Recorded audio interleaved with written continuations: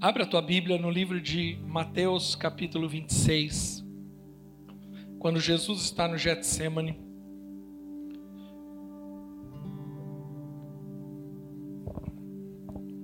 Eu tenho um tempo reduzido. Nós estamos nesse projeto Igreja Saudável, onde nós estamos falando sobre a tricotomia humana, ou seja, o homem, ele é composto de espírito, que é a parte do homem onde ele se relaciona com Deus, onde acontece o novo nascimento, onde o Espírito Santo habita. É por meio do espírito do homem que Deus quer estabelecer governo, tanto que a Bíblia fala que nós devemos andar no espírito, direcionados pelo espírito. Nós, no mês passado, passamos o mês todo aprendendo sobre isso. Esse mês de outubro nós estamos falando sobre a alma do homem. E o mês de novembro nós falaremos do corpo.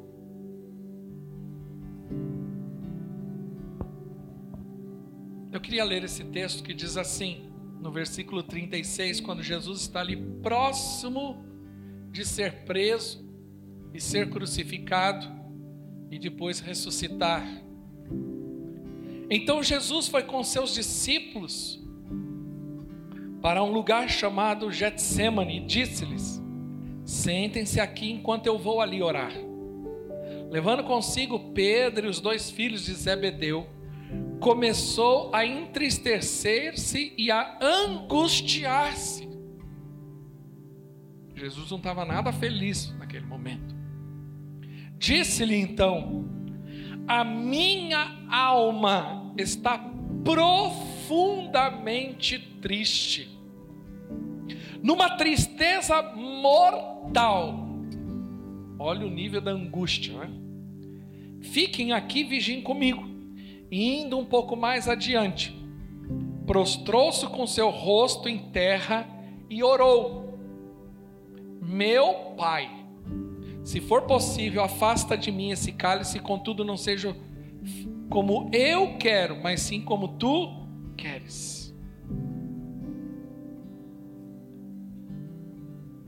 Nós estamos aprendendo que o homem, ele tem o espírito. O espírito, ele passa por um processo chamado de regeneração quando ele entrega a sua vida a Jesus Cristo.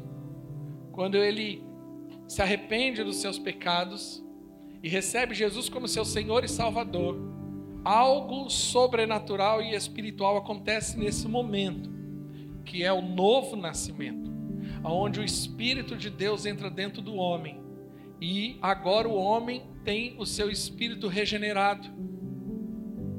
É por meio do espírito do homem que Deus estabelece governo. Quando fala o reino de Deus, está falando de governo. Porque nessa terra e por causa do pecado, um outro governo foi estabelecido. O governo das trevas, o governo do pecado. Mas agora o homem, ele tem o seu espírito regenerado e agora ele é liberto do governo do pecado. E agora ele está sobre o governo de Deus por meio do Espírito Santo. Por isso que você vai ver muito a expressão, principalmente nas cartas de Paulo, andar no Espírito, ser guiado pelo Espírito. Porque agora Deus nos governa e exerce a sua autoridade por meio do nosso Espírito. Porém, nós continuamos sendo um ser humano que tem uma alma e que tem um corpo. E muitas vezes, por não discernirmos essa diferença, e como cada área dessa nossa vida trabalha ou atua, nós muitas vezes sofremos e por muitos até se decepcionam consigo mesmo, porque não sabem lidar com isso. Veja bem, a alma é uma parte do homem, mas não é todo. O homem não é feito só de alma, porém existe uma alma. A alma não pode ser negligenciada. A alma é a sede das nossas emoções, do nosso intelecto e da nossa vontade. A alma é aquilo que você é como pessoa, seu temperamento, sua personalidade, aquilo que você é que te faz único, é a sua alma. E você tem uma. É na alma que você tem os sentimentos. É na alma que é estabelecida a vontade, o querer, o recusar. É na alma que você tem a sabedoria, a inteligência, a mente. E eu não posso ignorar essa alma. Ela está lá. Diferente do espírito, que é imediato. Ao momento em que eu recebo Jesus e o novo nascimento acontece. Aquela alma que passou por a vida toda recebendo influências, percepções do mundo, da cultura e de tudo aquilo que nós vivemos. Agora essa alma ela não muda na hora. Essa alma agora ela vai passar por um processo de transformação que vai durar a vida toda. Diferente do seu espírito que é na hora, a sua alma agora começa a passar por um processo de transformação. E por que esse processo? Porque você não tem nem estrutura para mudanças tão drásticas. É só mudar o tempo, você já fica resfriado. Imagine mudanças drásticas no seu temperamento, na sua personalidade, na sua vontade. Quantos paradigmas nós criamos no decorrer da vida, que agora nossa mente precisa passar por um processo de renovação. Então a alma ela é muito complexa, tanto que tem profissionais que lidam só com isso, de tão complexo que é. Então eu não posso ignorar a minha alma, ou achar que o negócio agora é só espírito. O que eu vejo hoje? Eu vejo, na verdade, o desequilíbrio muitas vezes. A pessoa se converte e ela acha que é só espírito. Então é espírito, eu sou cheio de espírito, dons do espírito, estou preocupado com manifestações divinas, estou preocupado com manifestações de dons, sou pentecostal, glória a Deus por isso. Mas ela ignora a alma. E ela não permite que Deus transforme a alma. E às vezes coisas que são da alma, em vez de ela atribuir à alma e permitir que Deus atue nisso, ela atribui o quê? Ao diabo. Ela sai repreendendo o inimigo, mas aquilo às vezes não é o inimigo, apesar do inimigo atuar por meio da alma, mas é a alma da pessoa. Então, exemplo, a pessoa tem problema de mau caratismo, aí a pessoa fica repreendendo: demônio da língua grande, demônio da fofoca. Tem um demônio? Sim, mas o problema ali também qual é? O demônio ele só potencializa, mas ele não estabelece aquilo que não tem. Então a pessoa tem um problema nessa área, mas em vez de ela permitir, por meio do arrependimento e da transformação, a mudança, ela fica jogando para a parte espiritual e ignora a alma dela. Quantos estão entendendo? Diga amém. Então não posso ignorar a alma. Muitos sofrem, aí com o decorrer dos anos ele é um crente cheio do Espírito Santo, mas todo problemático de alma. Ele manifesta dons do Espírito Santo, mas ele tem problema de alma, de caráter, de personalidade, é temperamental demais. Então ao mesmo tempo que está na igreja orando e falando em língua estranha, quando está em casa está quebrando tudo, porque o temperamento não tem controle, é descontrolado. Ao mesmo tempo que prega a palavra, está em depressão profunda. Por quê? Porque ignora a alma. Então ter essa consciência de que eu tenho uma alma é importante. O próprio Jesus no Getsemane disse isso. Ele está falando: eu estou com a alma profundamente triste, eu não estou bem. Você já viu gente que ignora a alma? Ela não está bem, mas aí você vai conversar com ela: não, estou bem, estou bem, eu estou bem, ai, eu estou bem, ufa, eu estou bem. Ela ignora. Não estou dizendo que você precisa falar de seus problemas para todo mundo, mas quando é para fazer isso, não faz. Ignora. o seu sentimento. Sabe? É interessante que Jesus, ele inicia seu ministério, Mateus capítulo 4, não precisa abrir. A Bíblia diz que ele é levado pelo Espírito ao deserto, e ele é tentado pelo diabo, e ele vence o diabo. Todo mundo conhece essa história. Mas antes da crucificação, ele termina seu ministério vencendo a alma. A sua primeira luta é com o diabo, mas a sua luta final é com a alma. É colocando a alma aonde ela deve estar. Ele não ignorou. Mas você tem uma alma, não adianta, está lá, está aí dentro. Mas você precisa colocar ela no lugar dela de fato. O problema é que tem pessoas hoje que a alma está no lugar e numa posição de governo que não deveria estar. Então Jesus, ele chega lá, ele está falando assim: eu estou profundamente triste, a minha vontade é abandonar, a minha vontade é chutar o balde, eu não dou conta. Mas aí ele foi, a Bíblia diz que ele vai um pouco mais adiante, se prostra e ora, que não seja feita a minha vontade, mas a sua. O que ele está dizendo? Ele está estabelecendo governo. Ele está dizendo: aqui na minha vida, quem define as coisas não é a minha alma, não é a minha mente, não é a minha vontade e não são as minhas emoções. O que define é a vontade de Deus.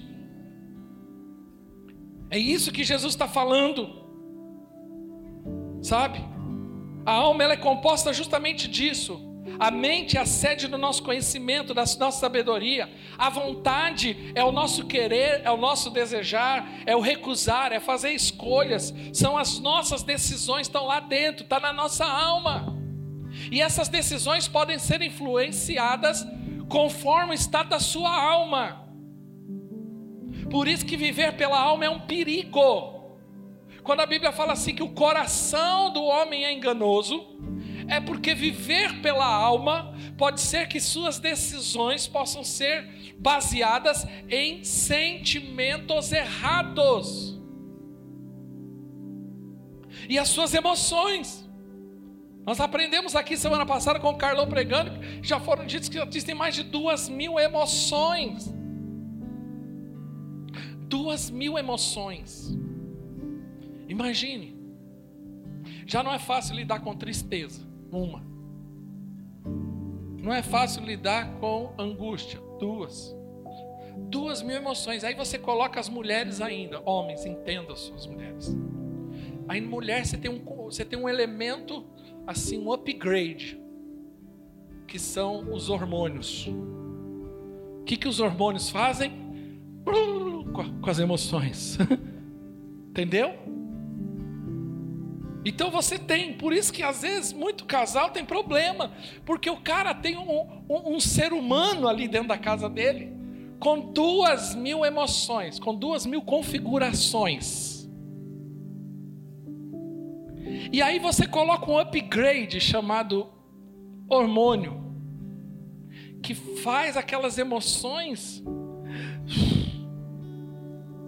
Então, é muito importante você ter essa consciência. Quem está entendendo, diga amém. Agora, o que é a plenitude do Senhor nas nossas vidas?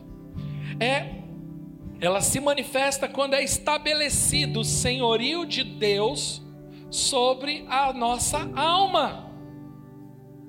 Qual que é o propósito de Deus nesse aspecto que eu estou ministrando? É que nós precisamos estabelecer o governo e deixar bem claro quem é que governa a minha vida. Eu tenho uma alma, mas eu não sou guiado por ela. Eu não ignoro os meus sentimentos, eu não ignoro a minha vontade, eu tenho vontades. As minhas vontades não são anuladas. Por isso tem gente que fica sofrendo porque ela... Não, eu não me converti, porque se eu tivesse convertido eu não tenho vontade. Ah não, porque eu não me converti, o diabo acusa você e fala assim, não, aí tá vendo, você diz que é crente, mas tá com umas vontades doidas. Porque você ainda continua sendo humano, você não virou anjo. Quem tá entendendo, diga amém.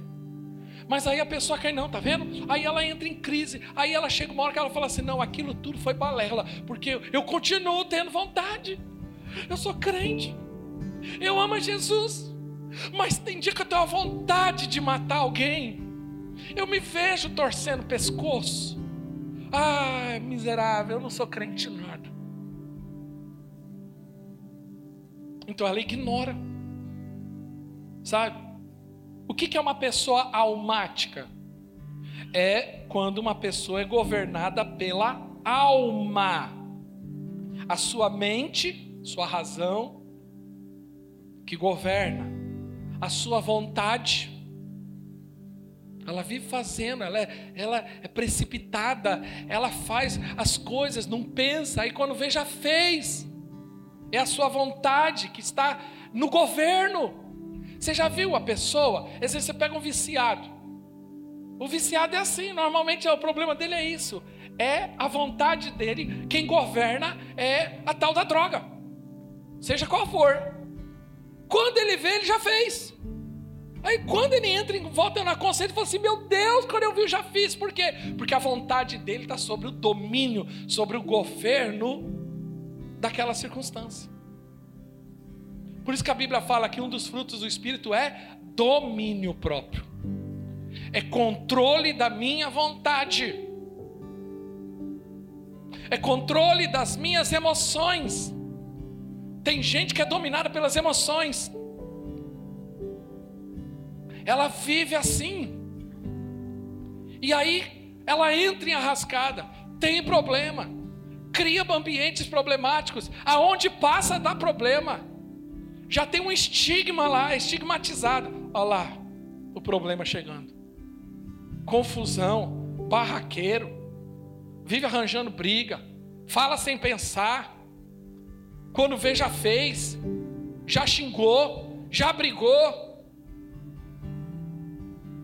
Então, porque é controlada pelas emoções, sabe?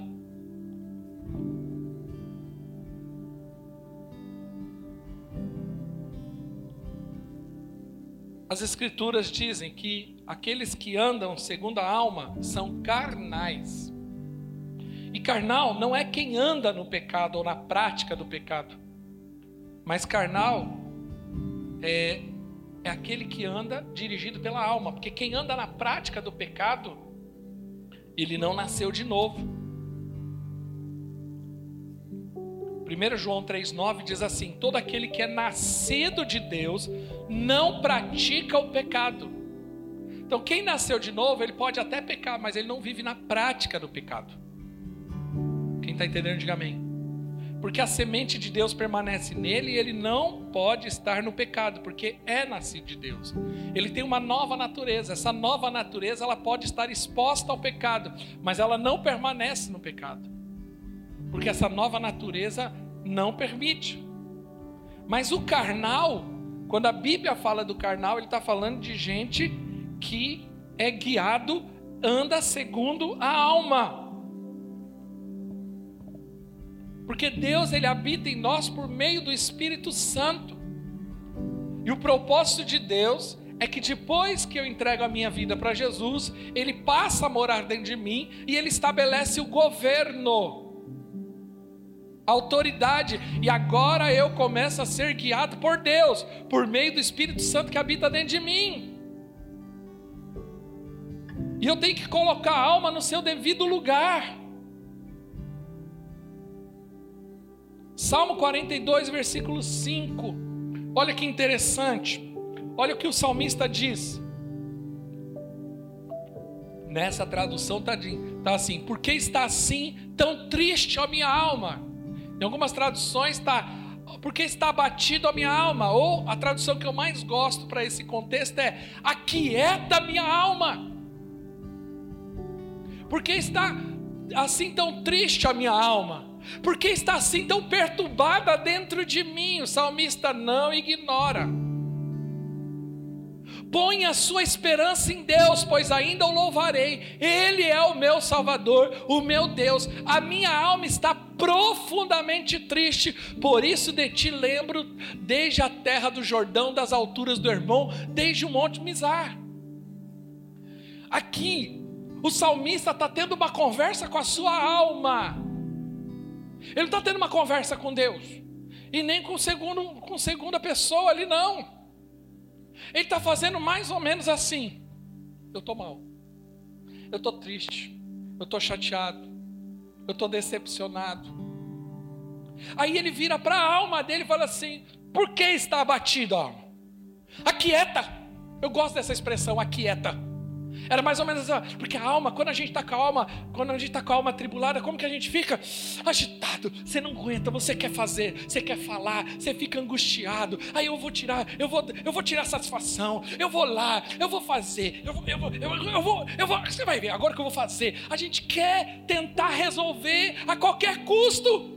Porque enquanto você não conseguir, parece que você não vai ter paz. Você fica sem dormir, você não consegue comer, aí você fica agitado. E aí o que ele fez? Enquanto você não fizer isso, parece que não vai. Aí o salmista vira e fala assim: aquieta, alma, fica quieta aí dentro. Porque está abatida, porque anda inquieta. Aí ele está dizendo ali: olha, põe a sua esperança em Deus. É uma conversa ele com ele mesmo. Eu não sei se você tem esse tipo de conversa, mas eu tenho. Ô Ricardo, pega mal. Calma. Às vezes eu tenho umas conversas comigo mesmo. Passa. Né? Fica quieto. Passa esse pensamento aqui. Para de pensar essas besteiras. Isso é ter controle, isso é falar assim: olha, eu estou sujeitando a minha alma ao Senhor. Eu não estou permitindo que ela me guie, que ela me direcione, que ela mande em mim. A vontade da minha alma é ir lá e tirar satisfação, mas vai ficar quieta, você vai confiar no Senhor. O Senhor é a tua justiça. Porque quando você está injustiçado, o que você quer fazer? Justiça. É a primeira coisa. Se você se sente injustiçado, o que você vai fazer? Vou fazer justiça do meu jeito. Eu vou lá tirar satisfação, eu vou dar na cara dele, eu vou dar na cara dela. Agora eu vou colocar, você vai ver os posts agora. Eu vou colocar o post, eu vou lá tuitar, eu vou lá fazer. Então isso é almático é guiado pela alma. Agora os de Deus falam assim: eu confio no Senhor, Ele é a minha justiça, eu vou me calar para que o meu Redentor possa se manifestar. Você vai ficar quieta, alma. Vai fazer nada não. Vai orar, alma, vamos orar, alma. Não quero, vamos. Aí você ajoelha, a alma, não quero, vou lá bater. Vem, alma. Senta aqui. Fica no cantinho agora, calma, respira. Dá uns tapas na alma assim. Quieta. Ali. O meu Deus, a minha alma está profundamente triste, por isso de ti lembro desde a terra do Jordão. Eu quero trazer à memória aquilo que me dá esperança. Eu alimento a minha alma com a palavra de Deus, com as promessas de Deus. Falei: não se sente injustiçada, porque Ele é a tua justiça. Mas eu estou decepcionado. Eu investi minha vida, eu dei a minha vida em favor dos outros. Amém, confia no Senhor, porque um dia Jesus Cristo morreu na cruz por sua causa. Então eu vou confiar em Deus. Agora, por que viver pela alma é um grande desastre? Por isso que tem pessoas que têm talentos, capacidade, que você fala: meu Deus, ela tem tudo para dar certo, mas vive quebrando a cara, porque é almática demais. E o almático, ele só se sabota. O almático, ele só se sabota. Sabe? É aquele tipo de gente, quando tá para fazer o negócio, ele vai lá e põe tudo a perder. O almático é assim. Ele constrói e destrói, ele constrói e destrói, ele constrói e destrói. Agora, quais são os sinais de uma pessoa almática? Primeiro, é muito emotivo. É uma pessoa emotiva, ela usa as emoções como critério de vida. Eu não estou dizendo que você não tem emoções. Uns mais, né? Tem gente que é mais emotiva, tem gente que é menos emotiva. Eu não estou falando de não ter sentimentos, mas eu não posso usar as minhas emoções como critério, padrão de vida. Exemplo, tem gente que é assim, a vida espiritual dela. Eu senti o arrepio, aleluia. Eu senti alguma coisa, e quando eu sinto alguma coisa é de Deus. Ótimo. Só que se esse for o critério, o dia que você não sentir nada, quer dizer que Deus não está fazendo. Porque se esse for só o critério, a pessoa vai ter problema. Você está vendo como viver pelo sentimento? E tem gente que vive assim. Ela não, se eu sentir, eu faço. Esse é perdão. Não, se eu sentir de perdoar, eu perdoo. Você nunca vai acordar. Ah, que manhã abençoada. Bom dia, sol. Hoje eu estou com a vontade de perdoar. Não existe isso. Não seja inocente. Não seja tolo. O perdão é uma decisão que eu tomo contra a minha vontade. Contra a minha vontade. Eu não perdoo porque eu quero perdoar, porque agora eu sinto de perdoar. O dia que você sentir de perdoar é porque você já deveria ter perdoado há muito tempo. Mas você perdeu a oportunidade de fazer isso no momento certo, de restabelecer lá atrás. Por isso tem gente que perde a oportunidade na vida. Porque ela vive por sentimentos. Sabe? Só que o dia que as suas emoções vão embora, ela desanima. E ela faz isso com tudo. Então, ela se relaciona dessa forma. Porque eu sinto, porque eu me sinto bem, eu me relaciono. Aí o dia que eu não sinto mais nada, eu paro de me relacionar. Eu vou trabalhar. Eu vou trabalhar na obra, eu quero fazer a obra, porque a obra, porque eu estou sentindo de Deus que é tempo de fazer a obra. Aí você fica fazendo a obra. Aí o dia que você para de sentir e fala, chega, eu não quero mais fazer a obra. Por quê? Porque eu não sinto mais vontade de fazer a obra. Não, você não sente. Vai ter dia que você não pode viver por sensações. Quem está entendendo, diga amém. Tem gente que vive por sensações. Eu digo claramente para os irmãos, teve dia de eu subir nesse púlpito e não estar querendo estar aqui. Não queria, não quero olhar nem para a cara dos irmãos. Estava nervoso, bravo, chateado. Pastor, mas que isso? Estou escandalizado. Estou nada, eu tenho uma alma também, é o que eu mando ela calar a boca, mas eu tenho. Não sou anjo. Esse é o problema de muita igreja. Porque às vezes também, por que tem muita gente decepcionada com o pastor e com o líder? Porque tem gente, o pastor se coloca numa posição que ele é quase anjo. Aí o dia que ele manifesta uma emoção, eu não sabia que o pastor ficava bravo. Meu Deus do céu, mas você fica dando na cara dos outros, fica arranjando confusão na feira. Agora eu não posso ficar nervosinho um pouco aqui? Vai barraco na feira por causa de R$1? E agora eu não posso dar um pitizinho?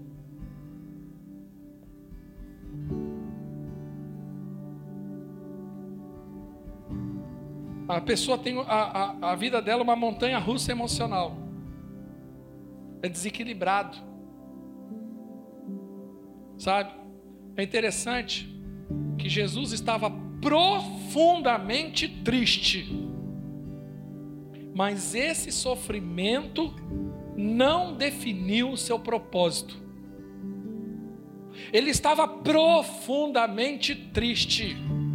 A Bíblia diz, aquele que leva a semente andando e chorando. Vai ter época na sua vida que você vai chorar, mas você vai ter que continuar fazendo. Porque você sabe que uma hora a promessa é, você trará com alegria os molhos, a colheita. O choro pode durar uma noite. A noite pode ser 12 horas, uma semana, um mês, um ano. Mas a alegria virá. Nós precisamos entender que existe essa condição. Segundo sinal de quem é almático, ele é mental demais. Esse tipo de gente se recusa às emoções, mas anda segundo o padrão da mente, da razão. Então é gente que para ele só faz sentido se está na razão. Para ele assumir, para ele fazer, tem que fazer sentido na cabeça dele, porque é razão demais. E normalmente esse tipo de gente, né, porque assim, ele é crítico dos emotivos. Ele é aquele tipo de gente que fala assim, o povo chora demais, eu não choro. Esse povo é muito, eu não sou. Aí quando ele vem para a igreja, ele começa a ser crítico daqueles que tem... onde já se viu? Fica caindo no chão, estribuchando. Precisa de tudo isso? Precisa de ficar falando, aleluia, glória a Deus. Deus não é surdo. Para quê? Para que chorar tanto? Mas ele não entende que andar segundo a mente é andar pela alma também. Também é um almático. É o outro extremo. Então ele tem que ter razão.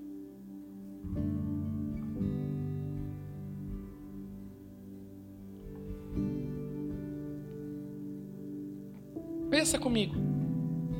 Racionalmente, não vale a pena morrer na cruz por pessoas que te desprezam. Porém, Jesus foi para a cruz mesmo assim. Se Jesus desse uma paradinha para pensar em lembrar de mim, de você, ele falou, não, vou morrer nada. Camarada difícil. Se Jesus tivesse que pensar na razão, pôr no papel, será que vale a pena? Não deixe isso entrar no teu coração, que senão você não estabelece propósito. Não vale a pena, eu estou aqui me dedicando. Tá doido? Meu sábado de folga, vou estar enfiado aqui com um bando de adolescente, trabalhando que nem um doido, ainda para não ganhar nada. Apesar que o estrogonofe ontem estava maravilhoso, mas, né? Entendeu? Terça-feira, eu vou lá no evangelismo com criança, bando de criança remelenta, nada, eu vou ficar em casa assistindo Netflix. Então, quando você olha para a razão, você vai abandonar um monte de coisa. Quem anda somente pela razão, a Bíblia diz que há caminhos que parece direito ao homem, mas o seu fim é de morte. Normalmente esse tipo de versículo é aplicado aos que têm razão. A razão diz isso. Eu gosto, eu me sinto bem, então eu vou casar. Mas eu orei para saber se é a vontade de Deus. Não preciso. Eu gosto, eu me sinto bem, a pessoa é legal, vou casar, qual o problema? Faz sentido, a matemática bate, 2 mais 2 aqui é 4, então tá bom. Aí depois sofre. Por quê? Porque não buscou a vontade de Deus, foi pela razão. Eu estou no emprego que me paga X. Veio uma proposta para pagar 2x, nem penso, vou lá. Então, mas foi vontade? Será que era o momento? Mas eu não mereço ganhar 2x, sim, mas pensa antes. Ore, é isso que o Senhor quer? Eu sou guiado pelo Espírito, eu pergunto para Deus, eu quero perceber, porque Deus sabe todas as coisas, eu não estou enxergando daqui 1 mês, daqui 3 meses, mas Deus já viu, está lá. Então eu vou entrar em oração para perceber o Senhor, para discernir, é isso. Quando você está entendendo, diga amém. Sabe? Quem anda segundo a mente é extremamente crítico e natural. Extremamente crítico. Perceba que uma pessoa muito crítica, ela não é nada espiritual. Porque ela não consegue desenvolver espiritualidade. Porque ela começa, por quê? Onde já se viu? Para que tudo isso? Por que isso? Aí ela vem aqui e começa a criticar. Para que parede preta? Para quê? A parede preta? Onde já se viu? Preta do capeta? Foi o que eu ouvi. Eu ouvi essa semana. Pastor, parede preta é das trevas? Não, preto é das trevas. Eu falei, essa pergunta já é preconceituosa. Já começa com preconceito na pergunta. Não, eu não vou numa igreja que tem a parede preta. Meu Deus do céu. Aí pensei comigo, claro, o religioso ele está preocupado com a estética. Ele não está preocupado com o conteúdo. O religioso ele tem um padrão. Onde já se viu? Para que ter luz, iluminação? Para quê? Para enxergar a mensagem, senão não enxerga. crítico, natural demais. O que é o natural? O natural ele sempre resolve as coisas de forma natural. Não vou falar muito disso hoje, não, porque semana que vem nós vamos falar bastante e entrar nesse assunto. E quer adequar o Espírito Santo a ele. Não, Deus só trabalha desse jeito. Onde já se viu Deus fazer desse jeito? Onde já se viu? Eu estava agora. Antes de subir para cá no meu escritório, eu estava fazendo, acho que a leitura de hoje, de João. E fala que Jesus cuspiu na terra. Não, foi essa madrugada que eu li. Algum momento, entre ontem e hoje. É João 9. Jesus pega o cego, olha para o cego, cospe no chão, faz um lodo, põe no olho dele, falou, vai e lava no tanque de Siloé. Onde há lógica nisso? Se eu fizer isso aqui, vai ter gente que vai ficar, meu Deus, pastor, o Covid. Que absurdo, você cuspir. Onde já se viu? Acho que Deus trabalha desse jeito. Caramba, o próprio Jesus. Mas, irmão, vamos entrar no parente. Não vai sair cuspindo nos outros na célula. Por favor. Por favor. Daqui a pouco os irmãos vão vir, né? Nós precisamos entender que aquilo era algo para aquele momento. Tanto que Jesus não fez o culto do cuspe sagrado. Porque tem gente que pega um momento que aconteceu um mover e cria uma circunstância em cima dela. Não é. Paulo pegava pedaço de roupa dele e levava para os enfermos, eles eram curados. Mas Paulo não abriu uma lojinha de lencinho ungido. Entendeu? Eu já tive presença de gente orar e o irmão que estava pregando foi lá e deu o cara veio com a perna, ai, eu tô com a perna ruim, ore por mim, ele deu um chute na perna do cara. Quem estava aqui nesse dia? Ele deu um chute na perna do rapaz que estava reclamando com dor na perna. E o mais louco, o cara saiu andando. Bom, foi curado. Você fala assim, não, então eu vou fazer o culto do chute. Não, por favor.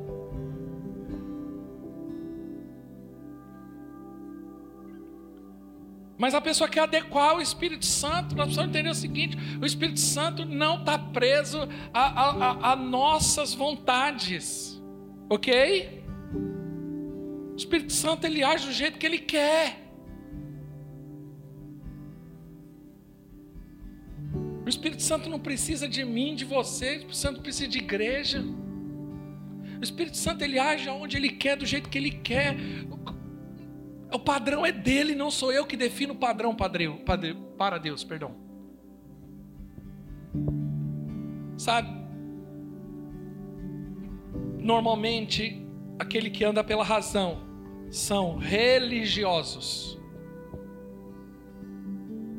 Você pega os religiosos criticando Jesus. Onde já se viu curar no sábado? Deixa para segunda. Porque o religioso é assim, ele está mais preocupado com o padrão estabelecido pela religiosidade do que com as vidas de fato. Para ele, tanto faz curar no sábado, para ele é importante curar no domingo, mas aquela pessoa que está ali, para ela, curar no sábado já é um milagre. Normalmente são arrogantes. O que é o arrogante? É aquele que se sente superior. Os mentais, eles se acham melhores. Não, sou muito melhor. Eu estudei teologia do El Shaddai. E porque eu estudei a teologia do El Shaddai, esse irmão não tem teologia nenhuma, então eu sou muito melhor.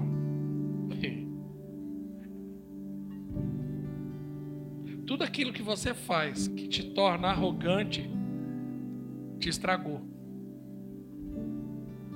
Tudo que eu faço é para me tornar servo daqueles que eu estou servindo. Se Deus me deu inteligência, se Deus me deu sabedoria, se Deus me deu um dom, se Deus me deu recurso, é para servir. Eu falava esses dias para uma pessoa muito rica. Ela falou, eu quero ajudar os pobres. Eu falei, você quer? Não, você deve ajudar os pobres. É seu dever ajudar. Porque quem tem que ajudar mais do que os que não têm. Então, se Deus te deu recursos, não é para você ficar com você, não. É para você ir abençoar outros. Se Deus te deu inteligência, se Deus te deu talento, é para você abençoar, é para você servir. Quem está entendendo, diga amém. E terceiro, para finalizar, são os empolgados. Esse é um sinal de quem é almático. Eu falei que ele é emotivo, que ele é mental e que ele é empolgado. Ele é movido pela empolgação, é o crente oba-oba. Ele não tem consistência, sua validade é igual a de um iogurte. Tudo que ele começa hoje, daqui a uma semana não existe mais. Porque ele é empolgadão.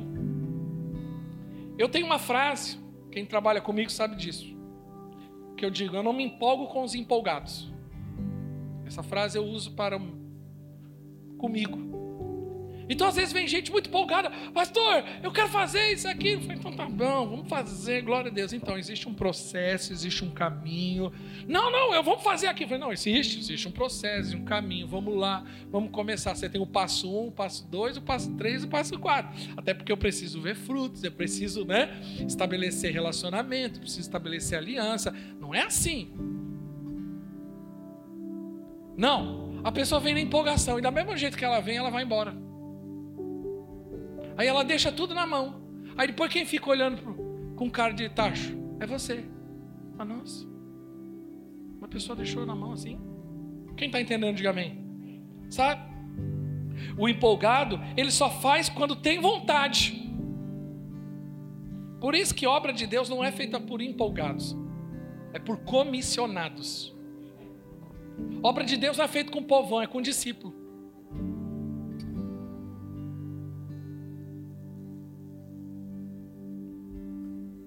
Porque perceba em Jesus que havia uma convicção do que ele estava fazendo. Eu sei o que eu estou fazendo. A minha alma diz outra coisa. A minha vontade diz outra coisa. Mas eu tenho uma convicção de que eu vim aqui para morrer na cruz a favor dos pecadores. Eu me sujeito ao sofrimento, à dor, para que outros possam ser abençoados. E é por isso que hoje nós estamos celebrando a ceia. O louvor pode subir, por favor. O pessoal da equipe se prepara para a ceia. Jesus tinha uma convicção. Essa convicção é no espírito. Ela nunca vai ser na alma. Olha aqui para mim, preste muita atenção nisso. Os almáticos de plantão. Essa convicção nunca vai ter a ver com sentimento. Convicção não é sentimento. Eu tenho convicção porque isso está me trazendo muita felicidade. Ou o contrário. Eu quero abandonar porque isso está me trazendo muita tristeza. Aí você pode tomar uma decisão precipitada, numa hora errada, não fecha ciclos. Porque qual que é o problema do almático? O almático nunca fecha ciclo. Tudo na vida é cíclica, tudo. Tudo que você faz na vida pode começar e terminar. Porém, existe um ciclo que deve ser finalizado. O almático nunca se finaliza ciclo, ele sempre deixa coisa para trás. O almático, ele vive sobre a acusação de que sempre deixou a desejar. Por quê? Porque ele não termina os ciclos. Ele anda segundo a sua alma. Ele não vai até o fim nunca. Ele não termina do jeito certo. Às vezes eu tenho gente que eu vejo elas saindo de circunstâncias que é até justo ela sair daquela circunstância. Porém, eu sempre olho e falo assim, ela fez a coisa certa do jeito errado. Qual que era a coisa certa? Às vezes ela sair daquela circunstância. Qual que foi o jeito? Erradíssimo. Ela não foi sábia, ela fez na hora errada, da maneira errada. Ela expôs. Ela trouxe à tona circunstâncias que não era para trazer. Ela falou o que não era para falar. Ela criou situações que não precisavam acrescentar naquela circunstância. Porque o almático, ele é assim, ele não termina ciclos. Por isso que todo almático, ele vive com a sensação de que a vida dele não anda. Ele vive com a sensação de que as coisas não funcionam. Ele vive com a sensação de que a coisa não vai, porque ele não vai até o fim. Jesus estava ali, na cara do gol. E ele podia simplesmente dar um passo para trás. Falei, eu ainda não estou pronto, Senhor. Mas aí ele chegou e falou, ele colocou a alma no lugar, que não seja feita a minha, mas a tua alma. Não é você que vai definir o propósito de Deus para a minha vida. Eu vou mesmo não querendo ir. Paulo diz em Romanos capítulo 7, aquilo que eu queria fazer, eu não consigo fazer. Mas o que eu não queria fazer, eu faço. Ó miserável homem que sou, ele diz. Sabe? O estabelecimento do reino ou do governo do Senhor sempre vai começar de dentro para fora. Como assim, pastor? Antes de eu ver o governo de Deus na minha casa, no meu casamento, nas minhas finanças, na igreja e na sociedade, esse governo tem que funcionar aqui dentro. A primeira coisa que eu tenho que colocar e sujeitar a esse governo é a minha alma e a minha carne. Para depois eu querer estabelecer governo. Para depois eu chegar em casa e querer estabelecer governo. Porque agora eu tenho uma alma sob controle do Espírito Santo. Então eu vou estabelecer o governo, a autoridade que eu preciso dentro da minha casa, do jeito certo, segundo a vontade de Deus, com domínio próprio, com sabedoria, manifestando os frutos do Espírito. Depois de eu querer, antes de eu querer ganhar a cidade, estabelecer o governo de Deus sobre essa cidade, primeiro, eu vou estabelecer esse governo na minha alma, no meu coração.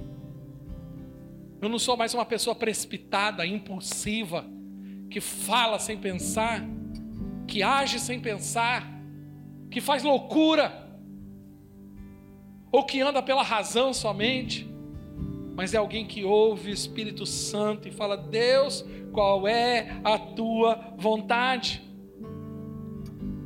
Ricardo, a tua é a minha vontade. Pinta as paredes de preto. Não estou dizendo que foi vontade de Deus, tá? Isso aqui é minha vontade mesmo. Ricardo, faz isso. Vai para lá, vai para cá. Mas enquanto eu não consigo saber qual é a vontade de Deus, aquieta a alma. Porque a alma inquieta não ouve a voz do Espírito Santo. Aquieta. Salmo 46, 10. Aquietai-vos e sabei que eu sou Deus. Às vezes você tem andado com a alma muito inquieta. Sabe? Jesus disse assim: meu Pai, se possível, afasta de mim esse cálice. Contudo, não seja feito o que eu quero, mas sim o que tu queres. Sabe? Um dia Jesus negou viver segundo a sua vontade. Um dia. Que um homem, naquele momento, foi um momento. Entenda como viver pela alma é perigoso, porque a alma às vezes um momento. Não é que a pessoa é errada, é que a alma ela te coloca em ciladas. Jesus, num momento, ele decidiu que a alma não teria o controle, mas que o Espírito Santo ia definir a vida dele. Sabe qual foi o resultado disso? Você. Você hoje é salvo pelo sangue de Jesus. Hoje o seu nome está escrito no livro da vida. Quantos aqui tiveram sua vida transformada por Jesus? Quantos aqui podem testemunhar o poder do Evangelho? Sabe por quê? Sabe qual é o resultado? Você é o resultado de um homem que um dia decidiu que a alma não o definiria, que a alma não estaria no governo. Quanta coisa pode ser definida quando você fala assim: alma, você não domina mais na minha vida. Quanto propósito, quanta gente alcançada, quantos milagres estabelecidos na sua vida e por meio da sua vida. Quantos entendem? Diga amém. Fique de pé, por favor.